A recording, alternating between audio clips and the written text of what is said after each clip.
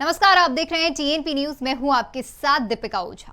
PFI पर प्रतिबंध लगाने के बाद से ही अब जुम्मे की नमाज को लेकर यूपी पुलिस अलर्ट मोड पर है। अराजक तत्वों पर पुलिस की पैनी नजर है। पुलिस के आला अधिकारियों ने प्रदेश के संवेदनशील स्थानों पर पैदल पेट्रोलिंग और गश्त बढ़ाने के निर्देश दिए हैं। इसके साथ ही मस्जिदों के आसपास सुरक्षा व्यवस्था बढ़ा दी गई है। इसी पर देखिए हमारी एक खास रिपोर्ट।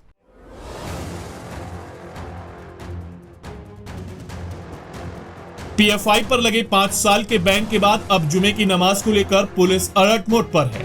खुफिया टीमों को जुमे की नमाज के दौरान संदिग्ध व्यक्तियों पर नजर रखने की जिम्मेदारी सौंपी गई है, तो वहीं पुलिस को प्रदेश के भीड़ भरे बाजारों और संवेदनशील स्थानों पर चेकिंग अभियान चलाने के भी निर्देश दिए गए हैं।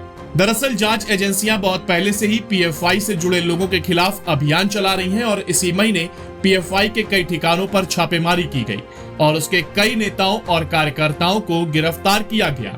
इसके बाद बीते 23 सितंबर को जुमे के दिन कुछ शहरों में पीएफआई पर कार्रवाई को लेकर उपद्रव और तोड़फोड़ की घटनाएं हुई थी। इसे देखते हुए पुलिस और सावधानी बरत रही है और यही वजह है कि Uttar Pradesh police alert mode पर आ गई है।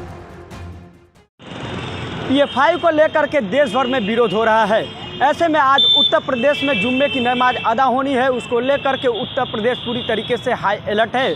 आज प्रधानमंत्री के संसदीय क्षेत्र वाराणसी में भी जुम्मे की नमाज को लेकर के पूरी तरीके से वाराणसी पुलिस कमिश्नरेट और ग्रामीण पुलिस पूरी तरीके से हाई अलर्ट है। अगर हम बात करें तो जिस तरीके से पीएफआई को सरकार ने बैन किया है, काशी वासियों ने पुतला दहन करके इसका स्वागत किया और सरकार के इस कार्य का सराहनीय किया। और जिस तरीके से बात करें तो पॉपुलर फ्रंट ऑफ इंडिया जो एक इस्लामिक संगठन है, जो जिस तरीके से इस्लाम को बढ़ावा देने के लिए लगातार अपनी मजबूती पैठ कर रहा था, उस पर लगातार वाराणसी की एटीएस टीम लगातार काम कर रही है। और वाराणसी की अगर बात करें तो जिस तरीके से आदमपुर थाने और जैतपुर थाने अंतर्गत 2 युवकों को हिरासत में लिया गया, तो उन्होंने पूछताछ के दौरान बताया कि यह उनका लक्ष्य है कि 2047 तक भारत को एक इस्लामिक देश बनाया जाए। तो और उनकी जो आपसी सौहार्द माहौल बिगाड़ने की कोशिश थी, ज्ञानवापी और श्रृंगार गौरी मामले की, उन्होंने कबूल किया और उसके बाद उन्हें जेल भेज दिया गया कि वो ज्ञानवापी श्रृंगार गौरी मामले में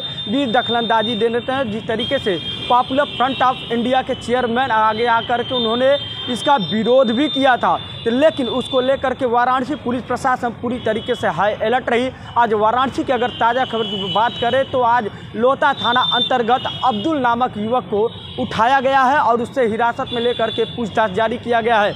अब्दुल की बात करें तो अब्दुल काफ़ी पढ़ा लिखा हुआ है, BCA पास है। उसके बाद वो अक्सर ट्रेनिंग के लिए दिल्ली केरल पहुंचता था, वहां से ट्रेनिंग लेकर के अब वो लोहता पहुंचा था। लोहता में वो पार्षदी का चुनाव लड़ने की तैयारी कर रहा था। उसका लक्ष्य था कि जब वह एक जनप्रतिनिधि बन जाएगा तो इस्लामिक को बढ़ावा मिलेगा और लोगों को इसके बारे में बखूबी बता सकेगा कि पॉपुलर फ्रंट ऑफ इंडिया क्या है और उसकी मजबूती ही उनकी कौम की मजबूती होगी। तो इन सब चीज़ों को लेकर के वाराणसी में आज पूरी तरीके से हाई अलर्ट है। अब यह देखना होगा कि अब्दुल को हिरासत में लेकर के एटीएस टीम पूछताछ में कितने साक्ष्य सामने आते हैं, क्या क्या चीज़ें सामने निकल कर के आती हैं, वो तो पूछताछ के बाद ही पता चलेगा। पूरी तरीके से वाराणसी हाई अलर्ट है। जुम्मे की नमाज को लेकर के LIU की टीम, PSC और स्थानीय प्रशासन चप्पे चप्पे पर अपनी नज़र बनाई हुई है।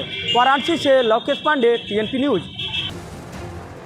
यहाँ आपको ये भी बता दें कि केंद्र सरकार ने पीएफआई के साथ साथ रिहैब इंडिया फाउंडेशन यानी RIF, Campus Front of India यानी CFI, National Confederation of Human Rights Organisation यानी NCHRO, All India Imam Council यानी AIIC और एम्पावर इंडिया फाउंडेशन और Rehab Foundation, National Women's Front, Junior Front, Kerala पर भी पाबंदी लगा दी थी।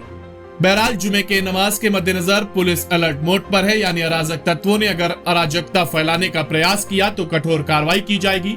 सीधे शब्दों में कहें तो उत्तर प्रदेश पुलिस इस बार ढिलाई बरतने के मूड में नहीं है।